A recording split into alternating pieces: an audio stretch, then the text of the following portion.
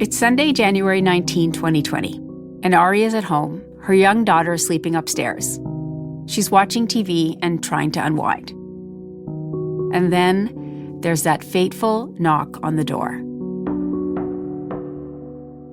She opens the door to a woman she's never seen before.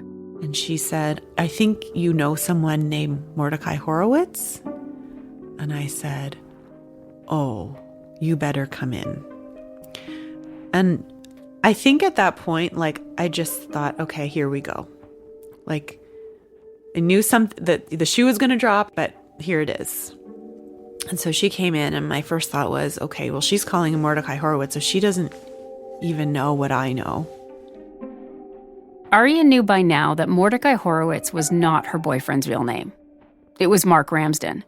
She also knew that Mark had lied about being from California. But before that knock on the door, Arya had decided to forgive him and thought she was Mark's one and only. She said, "He's been living with me since September." And I said, "What do you mean living with you?" And she says, "In my one-bedroom condo." And I was like, oh, okay. And I don't remember what, just the exchange from there. She stood there for over an hour, I feel like. At a certain point, I sat down. She didn't want to sit down. She just stood there with her coat on in the front entryway. The woman who was at the door, she didn't want to be interviewed. But for the sake of this story, I'm going to call her Patty. So Patty, who stood in Arya's doorway on that cold January night, unable to sit down, lived with Mark. A few weeks before ending up at Arya's place, she had grown suspicious, worried her boyfriend, who she still knew as Mordechai, was starting something new with someone else. Her fears were confirmed when she heard him on the phone one night. He was talking to me like he was my boyfriend. Now Patty wanted to know who Mordechai was talking to. He was saying he was working with a friend who was a screenwriter and who by day had a day job, so he could only go over at night to do overnight working on the screenplay. Patty remembered that Mordechai would use her Uber account to go see this so-called screenwriter. So all she had to do was go into her app's history and see where he'd been going. And she did. She went to the address, and Patty saw Arya and Mordechai walking down the street towards Arya's house, hand in hand. So she saw him, and she's texting him as if she's home, saying, "Oh, what do you want for dinner?" Pretending that she's not literally watching him. He got back from my house, and she confronted him. And as soon as he was gone, she came to my house. Arya and Patty talked for a long time on her doorstep. That Sunday was the last day I saw him. So that evening, Arya told Patty that the man she knew as Mordechai was actually Mark. And Patty told Arya that there were others. Patty hadn't just tracked Arya down. With a bit of digging, she'd actually found other women that Mark had lied to. Arya was freaking out. How many women had Mark been sleeping with while they were together? What was Mark's endgame? Was it about money? Was she in danger? Arya's mind was spinning.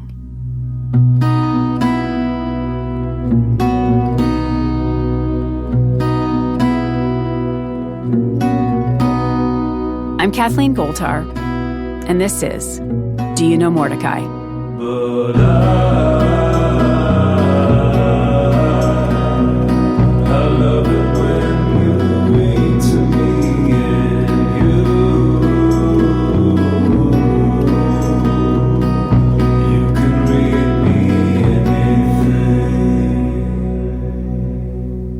Chapter 2, Sorry I Went AWOL. It's now Monday morning, January 20th, and Arya is still trying to grasp the news that literally arrived on her doorstep. Mark had deceived her, twice. And it wasn't just about who he was, but he'd also been cheating on her. There was this woman, Patty, and Patty had found others. Mark's Pandora's box of lies was open. He had a house in LA, and he had a ranch, and he had this, and he had that. He said the ranch was nestled into the foothills. And he gave really specific kind of geographical descriptions of the area. He told me that he was in Toronto as an artist, but going back to LA fairly frequently. He said he was a writer. He describes himself as a screenwriter from New York City. He was a special ops agent, and he was on secret covert missions. At one point, he actually texted me a screenshot of his banking app that showed investments of $6.5 million. They did blood tests and everything, and he's like, it's cancer. And then when he made up that story about his son being sick, it was like, he gets it. And he's so good at acting it. And then he said, okay, I've been waiting to tell you this, but my cancer is back. He presented himself as this kind of Jewish artist, man of the world. His mom and dad were Holocaust survivors. They had both died. He's very Jewish in everything that he does, so he goes by Mordechai. Over the next few weeks, Arya heard from more and more women. It was staggering. I remember getting calls from her, sometimes nearly every day. There's another one. He told her this. To keep track of Mark's lies and when their times with him overlapped, the women started a Google Doc, which they nicknamed the M-Files. Kind of like the X-Files, like the mystery, the alien. I think it was better than saying survivors. I think we weren't ready to do that. Arya and I became close friends after she broke up with my ex-husband. There was a comfort in finding someone who had an intimate understanding of what I'd gone through with my divorce. And now Arya was finding that same thing with these women.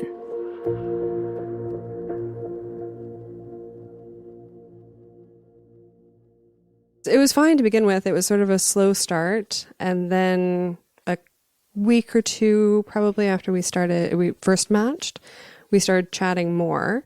Here's one of the women that Mark conned. And like the others, she asked us not to use her real name. So we're calling her Carolyn. And I will remember one night in particular, I was walking home and he was messaging me a lot. I was actually having trouble walking and texting at the same time. But he was pretty persistent about keeping that chat conversation going. Carolyn also met Mordechai on a dating app. He was supposedly going to LA for a couple of weeks. And so we didn't actually meet in person until into July. Carolyn had been dating online for a few years. After her divorce, it seemed like the only practical way to meet men. I tried a few different apps. Tinder got to a point where it was just kind of gross. And then there was Bumble, which was fine. And then there was Hinge, which everyone was talking about as being slightly different. So that's what I was on when I met who I thought was Mordechai. Carolyn and Mordechai had their first date in July, a meandering walk along Toronto's waterfront. He seemed very awkward on the first date, but in a pretty normal first date kind of way, so I didn't think too much of it. Carolyn's relationship with Mark unfolded much the way it did with Arya. What was different was that he was becoming more sophisticated with his lies. It was like he was evolving, that his deceptions were becoming more fine-tuned. He told me a story about how he had been doing some urban exploration and gotten into an area that he wasn't really supposed to be in. And the security guard had stopped him. And when he told him his real name, the security guard didn't believe him. And he had to show him his ID to prove that his name really was Mordechai Horowitz. For what that's worth. This little detail seems to be worth a lot, actually. As is the timing of this story. Arya and Mordechai had broken up a few weeks before he told Carolyn about the supposed run-in with the security guard. Arya had been asking for proof of his identity. She wanted to see where he lived. I think this story shows that he's adapting, learning from his mistakes. He was making sure that women didn't become suspicious of him by giving them answers even before they had questions. Of course he had ID. He could prove his name was Mordechai Horowitz. Carolyn had no reason to ask for more. So one of the other things that he said during that date was, just in case we see any rough-looking guys or some homeless-looking guys who recognize me, it's because I've been volunteering at the local homeless shelter, and they might recognize me from there. There it was again, another fake story to circumvent suspicion. When Carolyn first heard this story, it didn't strike her as weird. In fact, it sounded like he was a good person, working at a shelter and helping the less fortunate. We chatted for ages. He can certainly talk your ear off. At the end of the night, he walked me back up to the King Street car, which was taking me home, and we passed by the Derby, which is the condo building that he said that he lived in. He said, I would show you in, but it's the first date, and that would be a little presumptive of me. Mordechai told Carolyn that his friend was staying at his apartment with his girlfriend. So I figured that was considerate, and got on the streetcar and went home. Like Arya, Carolyn was smitten. Goofy, I guess, is the first word that would come to my mind. He wasn't slick or smooth the way I always thought a con artist or a sociopath would be. He was very funny. After that first date, they met again a few more times, and Mordechai opened up. He told her he had a son, and that his wife had died of cancer, although this seemingly huge detail was revealed rather flippantly. In a text message, he mentioned sort of offhandedly that his dead wife was an Aries. And I said, "Oh, I'm so sorry to hear that." And he said, "Oh, didn't I tell you I'm a widower?" I said, "No, you left that part out." Their walks and coffee dates turned into dinners, and soon enough, they made plans to meet at Carolyn's house. He started spending more and more time at my place. Remember those little nuggets that Mordechai would drop into conversations? Bits of information that he would use later to bolster his stories? Like when Mordechai said that his friend was staying at his place? Well, now, apparently, that friend wouldn't leave. And he was having a hard time getting him out. Carolyn never questioned it, nor did she send Mordechai away. She was comfortable with him staying over.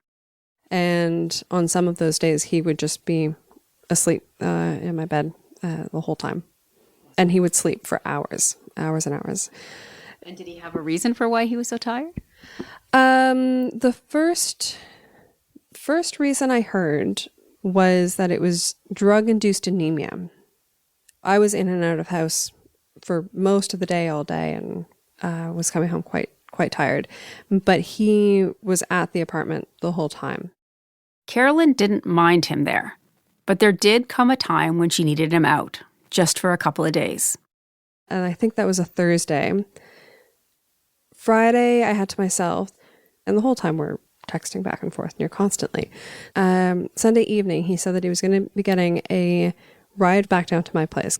And he said, "Yeah, it's 8:15. We'll be leaving at about 9. And that was the last I heard from him for the better part of a month. From a guy who had just a day earlier been bombarding her with messages. All of a sudden, nothing. So when he didn't text back, my initial response was, "You fucking asshole. Like, you owe me money and you're avoiding me." It wasn't a lot of money, but he had promised to pay her back for some food and booze that Carolyn had bought. And what is this shit? It was really a breaking point for me. So I sent him a barrage of angry text messages. And then it was the next morning that I started to actually get concerned, because at that point I was noticing that he really hadn't been online at all. I said, either I've just been conned by the most limp dick con artist known to man, or he's actually very ill, or something's gone wrong. And then she called the hospitals. I first called North York General and then Sunnybrook, asking again for Mordechai Horowitz to see if anyone by that name had been checked in. And then a couple of days later, I called just about every other hospital in the city, just in case it hadn't been one of those. Didn't find him, and I think I called again. Carolyn racked her brain for things Mordechai had told her about himself. Where could she search? Who could she talk to? Was he dead? Carolyn went to the 2 locations where Mordechai had told her that he had taught art. I checked both buildings, the directories on both. Didn't see anything. With nowhere else to look, no more clues to chase down, she mostly gave up. All she could do was keep an eye on his WhatsApp. He'd been inactive for weeks. I noticed that, I think it was the Wednesday or something, he did his last active changed. It updated. He had been online at some point in the last day or so. And that happened a couple more times in the following week. So I realized that either somebody else was using his phone or he was alive, just not responding to any of my texts. 2 weeks later, Mordechai finally responded. I'm sorry I went AWOL. I'm pretty sick. I know it's not fair. I got overwhelmed and pretty much went into a cave. Seriously tested my chill and radical acceptance. You did nothing wrong. It's on me, and I'm so sorry. Mordechai went on to tell Carolyn a very detailed story about being transferred from one hospital to another, eventually ending up at Toronto's Princess Margaret, a hospital that specializes in cancer treatment. I knew something wasn't right. 2 weeks ago, or 3 maybe, I got a flu that I thought would end me. I was in the hospital for days, almost in a coma. He had been diagnosed with chronic myelogenous leukemia. I have something called CML. CML is a blood cell cancer. Once considered fatal, today it's beatable. Mordechai would live. It's very treatable. It's just sucking badly. I'm on a few drugs that are not chemo. He told Carolyn that his illness reminded him of the way it was when his wife first got diagnosed. It was eerie how similar it was. She got a string of illnesses initially dismissed as being run down. He also told Carolyn that he was now back in LA, being treated there. He was back on the ranch and being taken care of. So I decided at that point to forgive him, at least forgive him for what had happened, and decide on where to take it from there as we went, which is what we ended up doing for the next month and a half. So Carolyn took him back, just like Arya did. How do these smart women keep giving this guy a second chance?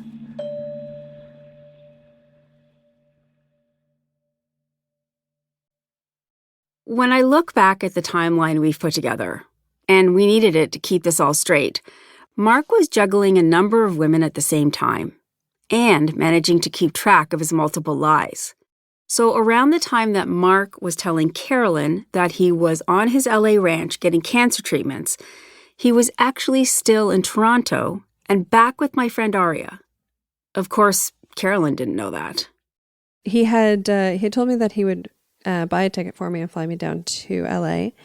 And the plan was for me to go on my birthday, and I would stay for a week, which would take me into American Thanksgiving. I don't think by now you'll be all that surprised to hear that this trip never came together. The week before I was supposed to leave, he was giving me excuse after excuse after excuse about why he wasn't able to buy the ticket.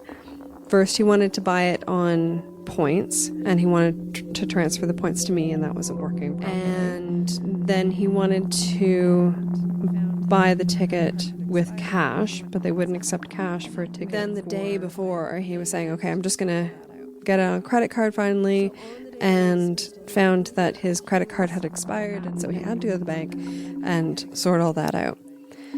And from there, he was going to go straight to the Burbank airport and get a ticket for me. And I said, okay, well, I'm going to go to the airport and wait. Carolyn went to the airport.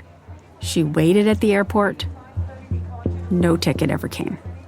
I was texting with him, of course.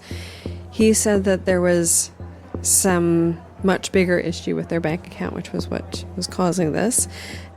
So I gave up. I went home, and thinking again that they were going to get this sorted out somehow, I spent the next 36 hours or so packed and ready to go at any time, and didn't end up going anywhere, of course. I was just done. Carolyn had given him way too many chances. And being stranded at the airport, well, that was the last humiliation. She was pissed. And while Carolyn may have been done with Mordechai romantically, holy shit, she was not done with him. There was an address that he had given me, or that I had found in Shadow Hills. That's the neighborhood in LA where Mordechai had said he had a ranch. He had given her 2 street names, Tuxford Avenue and Wayside. Yeah, so I'd Googled the Wayside address, the street, and found that it was really short and a switchback, so it had houses only on one side for the most part. And so I just went through them one by one and Googled each address and Googled the people who showed up as being listed as current residents, which is public knowledge. She looked up all the names she could remember Mordechai giving her. And I didn't see anybody of any of those names. But she didn't stop there. Carolyn plugged every name that came up in the registry into Google Images. I saw a picture of who I recognized as his late wife. So I clicked on that image and it took me to her active graphic design website, which was certainly strange. And I noticed that she had links to social media on there, including Instagram. And I thought, okay, well, that doesn't make any sense because she's supposed to have died 7 years prior to that, at a time when Instagram was not used that way. So, of course, I clicked on that and found that it was active and current. And as I went through her Instagram page and then her Facebook page, because that was open, I saw that not only was she alive, but she has a husband, has had a husband for 10 years, has a son who is 7 years old. That husband was not Mordechai. And that son was not his son.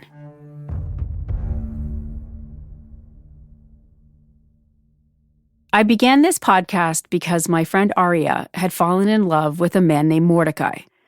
But now I was becoming obsessed with a man named Mark. How did Mark manage to deceive these women? Part of that answer has to be in LA. California looms large in Mark's stories. But had he ever been there? And who is this woman that he keeps passing off as his dead wife? That's next time on Do You Know Mordechai? Hi. Hi. Kathleen. So nice to meet you. Nice to meet you. Come on in. What a wonderful place. I'm very nervous. I know. I guess I don't want to be judged, from the beginning.